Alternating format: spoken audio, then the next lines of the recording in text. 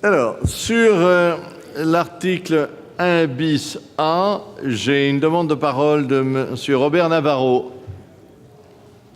Vous avez la parole. Monsieur le Président, Messieurs les ministres, Monsieur le ministre, il y en a qui est absent, mes chers collègues,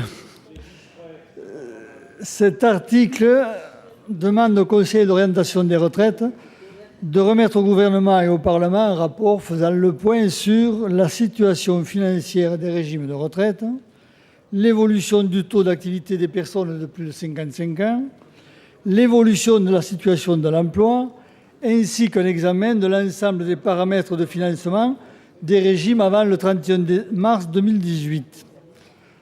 Afin de prendre les mesures adaptées, il est nécessaire de poser un constat aussi complet et sincère que possible.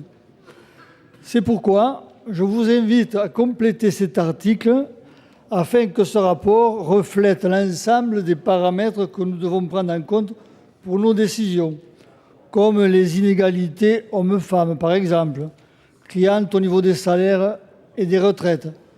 Autre sujet sur lequel le Conseil d'orientation des retraites doit, selon moi, se pencher, c'est l'évolution de la situation de l'emploi des personnes handicapées. Par ailleurs aussi, les conditions de travail doivent également être intégrées au diagnostic établi par ce Conseil. La pénibilité a en effet des conséquences directes sur l'espérance de vie, et plus encore sur un paramètre fondamental que vous oubliez de façon permanente dans vos réflexions, c'est l'espérance de vie, mais en bonne santé. Enfin, je souhaite également que le Conseil d'orientation des retraites soit missionné pour réfléchir à toutes les sources possibles de financement en cas de nouveaux besoins.